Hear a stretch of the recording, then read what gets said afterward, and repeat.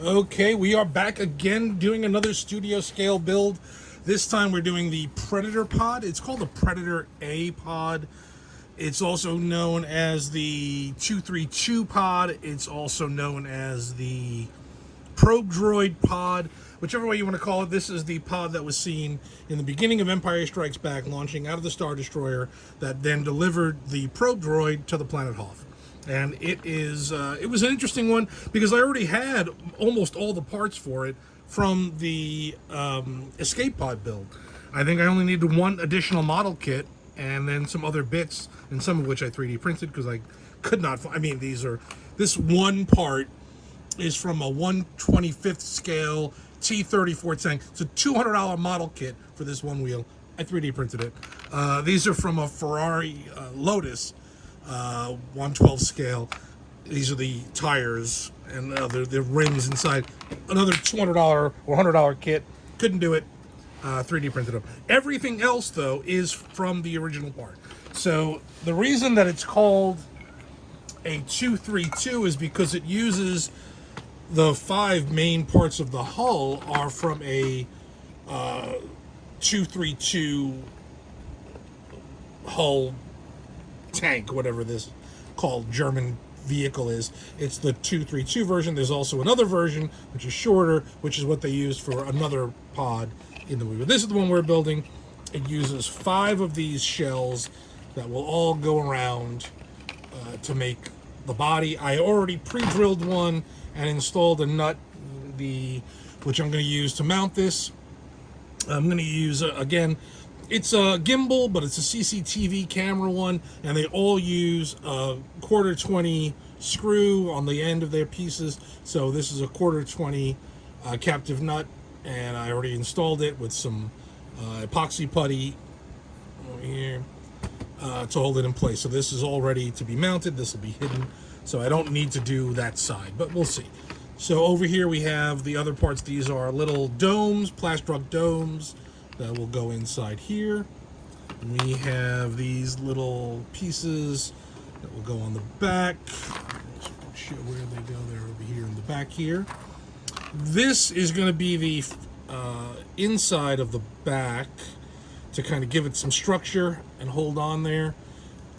So this is the outside part, and this will be just inside to give it something to glue to because they're very thin. This one will be on the front, same kind of idea. It's beveled on the 3D print so that it'll sit in this little socket perfectly right there. As I already mentioned, this here is the nose piece right there. I think I did a pretty damn good job. We have the engines, as I already mentioned, over here, these 3 pieces. This is inside the engine to give you a little something in there. This goes inside this nose piece to give a little detail in there. And then we have, I'm going to pick up the camera to do this part. Here we have, let's get the light, the rest of the parts. So we've got these little Plastruct bowls. We've got these pieces here from, I forget the model kit. This is the only model kit that I had to buy, which wasn't that much. These little guys look like little chair backs. These little guys go around the engine. It's basically everything. There's 5 of everything except this there's 10 of, and these there's 10 of. But otherwise everything is kind of in 5s. It was a weird thing. Little struts for on the engine area. Little chair backs, actual chair backs to go with that other piece. These little guys go inside the bowls. These little things are on the back, on the front rather, over here. And these little guys will attach inside them. And then these little guys go all over for little details on all the different parts. So that's the whole kit. This is what you would get minus the mount here. That's up to you. 5 of everything, and let's take a look and see what we can do. All right, quick update video. I've obviously finished it now. One of the nightmares that I had was getting these, tank sections here, the 232s, to line up, and it caused a lot of problems. So I've replaced what was the back plate and the nose plate with this. This is a little, attachment jig. So you can, hold on. So you can take your pieces here and align them correctly. So this has got the bevel, which lines up with this here. And then this one here just kind of rests on there. These are a little thicker now. This was the prototype. The actual ones are a little bit thicker to make this a little easier to align here. And you attach there. You're going to glue. Let me see if I can go sidewaysy. Boom, boom. There you go. Just glue that. Then glue your second one, third, and around to get all 5. And that'll make it so much easier to build that first section to get this started. So this is going to come with every kit included. It's all ready to go. Everything's up on Etsy, and that's it. And get on with the thing. One other mention in there before we get to it, I'm going to fix it with some text. These little domes are incredibly smooth, and because of it, they did not take paint well, even with primer and everything. So give these a light sanding, like a 400 grit, just to get the paint to stick to it better. I had a big problem getting paint to stick to that. I don't know if it was some mold release on it or if it's just so smooth. So just give it a light sanding and then you'll have no problems. You've got the jig to make sure that you won't have a problem getting these pieces together. That should take care of it. I've fixed everything else. I reduced the length of this engine piece so it's shorter. So that's all done. So everything's been tweaked. The kit's ready to go and it looks fantastic. Enjoy. Okay, so the first thing I did, of course, I went through all these pieces. I cleaned up all the edges, gave them a little clean. When you get them, there might be some flash or some excess that needs to be sanded down. You're gonna use your X-Acto knife, some sandpaper to clean all those bits up. I already did all that for you here in this video. Assembling, of course, we're gonna use our super glue. We have some zip kicker, which will instantly cure the super glue just in case. I've got tweezers, which I will probably be bad with, and a little tool just to hold things in place.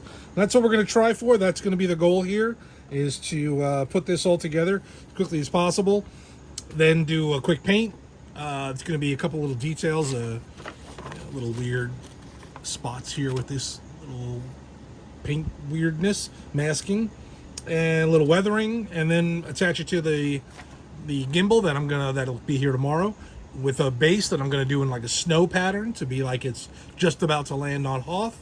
And that should be the whole build. It's pretty easy. This is a lot simpler than the studio scale escape pod that I did and the training remote. This is, a lot of the same kits, but this one should be fairly simple. Knock on wood, we'll see how it goes.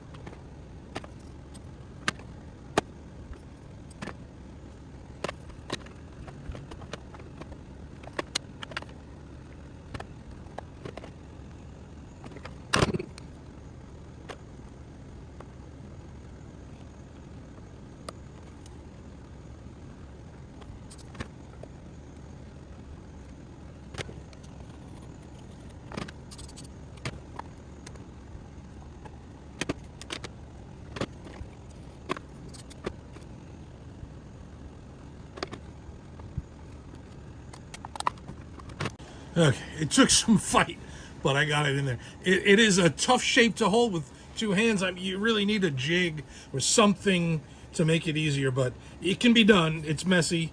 I'll need to do a little sanding to get rid of all that excess glue, but I mean, it'll be weathered. I don't think it'll matter. I went back and I think I trimmed the other one down too much, so I went back and got another one, trimmed off the outer edge, but kept the inner edge rather, kept the outer correct. So that fits there perfectly. I just need some glue, not to have glue on all these pieces.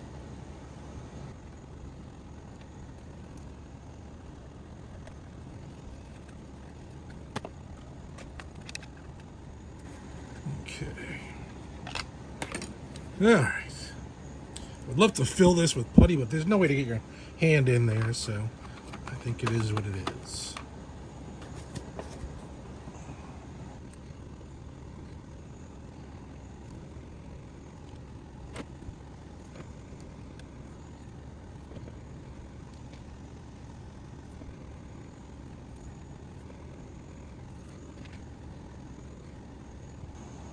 Alright, so it looks like these little bracket guys, they start aligned with this grill.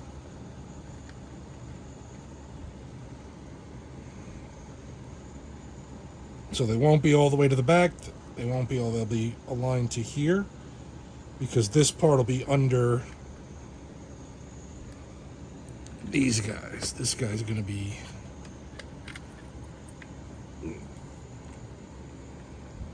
hiding part of it when it goes on here.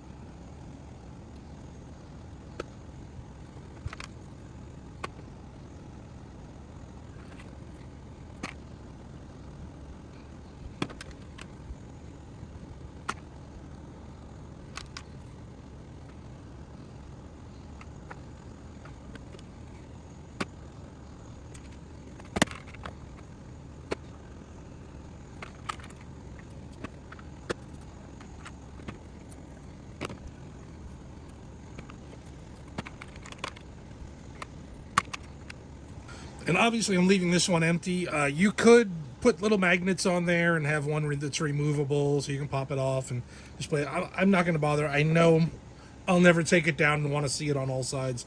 It's going to be displayed, you know, this way with this side hidden. I'm not worried about it.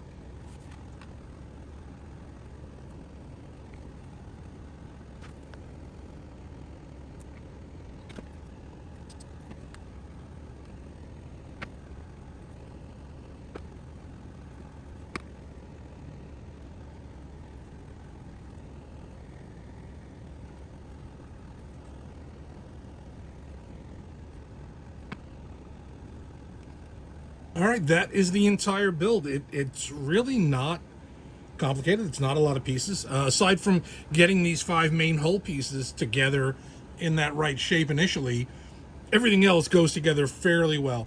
One thing, I think I might shave this top piece to make it a little bit shorter, like half that length. So I'm going to cut that down a little bit for future ones. And I think that's it. I think otherwise this came out amazing. So this is what I picked up for displaying it. I got this, it's a CCTV camera arm, so it's flexible, so I can bend it wherever I want. I got 2 for $10 on Amazon, and it's a quarter 20. So it goes right in there. Whoops. So now I can display this in any way that I want on that.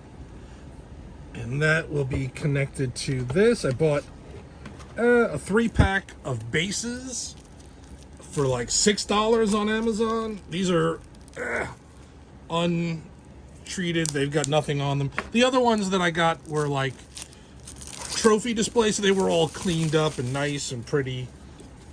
Woodpeckers. So this is, you know, I don't need anything fancy. So I'm just going to take one of these. I'm going to screw this at one end and have it like it's coming down.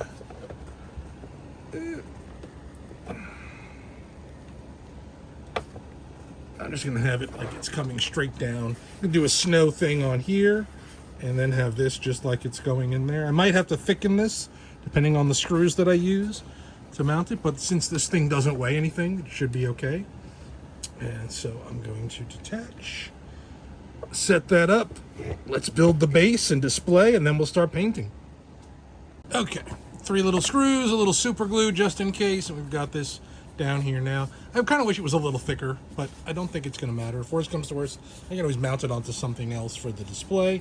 So now,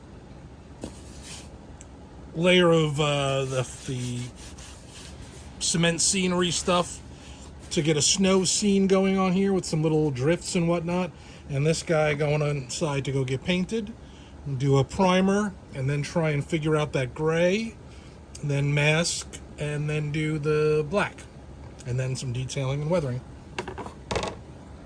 Alright, flat white primer. Just to get it all one color. And then we'll try and figure out the gray. Alright, we got our base. Got our moldacine. I got a little bit of water in there. That's soaking in the subplasterish stuff. Let it sit for a minute. Now we're going to give it a mix. This will be pretty thick. I may have to thin it out a little bit.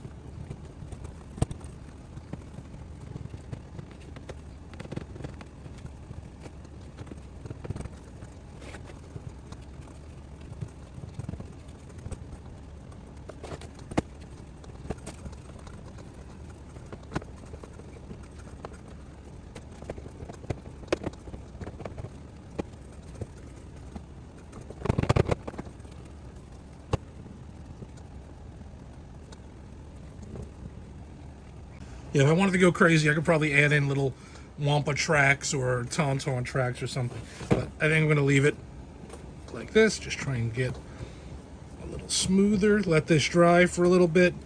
Then we'll throw some glue and then some snow. And we should be good. Maybe paint it first? I don't know. I don't know if I need to paint it first. We'll see. I just want to get it snow drifty. Sand is okay. Sand can be coarse and have ridges, but snow should be smooth.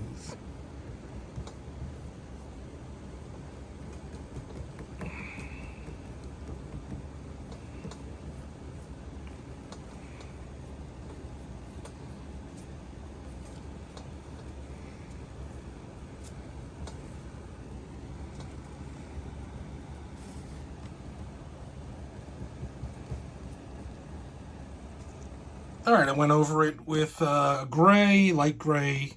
I couldn't really figure out the color. I mean, it depends on how you look at it. Everything looks a little different. Little black airbrush to darken the back. Now I'm going to do some little stencil pieces and move on. All right, I got all the masking done. So my trick for that, I had this Tamiya masking tape, but it was a little too thick. So I put it out on this stick and then used an X-Acto knife to slice it in half, and then use that to make all the different pieces that we needed for all these different things. There's like, not exact, but with weathering, nobody will notice. So with masking, make sure these are pressed down tightly to the piece. I'm going to masking tape around this to block that area off, and then I'm going to spray the base color again over these, let that dry, then hit it with the new color that's supposed to be here, which is like a gunmetal black. Let that dry, and then we'll peel everything off, and we should be ready for some little bits of weathering and detailing, and just about done. All right, I got the base all snowy. This looks good, getting ready. I got this guy here all masked out. Gonna go hit it with a coat of gray for the parts that I chipped, and then black, and then a little more detailing, weathering, and we're done. All right, moment of truth. Got all the masking off. Now to peel off the little details. All right, so I did hit a problem, stupid problem. These domes are so smooth in the castings, I did a really good casting of them, that they just won't hold paint. So be sure to give them a sanding, sand those down, get them a little rough. I hope that the primer would do it. Like this one didn't come out too bad, but the other ones, the paint just peeled right off, like all the way down to the primer and everything. So I'm going over them with the black gray that I used up there, and I'm hoping that I can then hand paint on the gray stripes just to get it to look right, and then I'll weather it up a little bit and see what happens. But that was the problem there. It's just too smooth, and the paint just won't hold it. So hit them with some sandpaper, sand them a little bit, grit them up, and then you should be okay. All right, I am calling this done. I have it on the base, like it's just about to land in the snow. We could probably even bring it in lower. It looks fantastic. I mean, there was some issues getting this thing to fit together that caused me to get some spillage. I definitely had the issue that the paint just did not want to stick to these, just too smooth. I'm going to add a caveat in the beginning of the video, so you'll already know this by the time you watch it. Wash these in warm soapy water, all the resin parts you should, to get rid of any mold release, and definitely give a sanding to these caps because they are just incredibly smooth and just nothing wants to stick to them. But otherwise, I think this came out fantastic. I love the engines. You know, try not to go too crazy on them so you can still see the details. It's wonderful pieces. These guys here will definitely break at some point. These are very delicate, these little chair backs. Can't even focus on it. Focus. There you go. Yeah, they're very, very fragile. These will be what breaks off on this kit. In the node, maybe these guys in the front a little bit, but otherwise I think this came out fantastic. I love the display base on here. This is awesome. There'll be kits available minus the stand. I'm not making another stand. This was a pain, but it looks good. Hey, what's on here? Oh, something that's the shadow. Okay. Yep, this is done. I'm calling this finished. So the kits will be up in my Etsy store, maybe even on eBay, and that's it. And it's a one-night build. It's a really quick, easy build.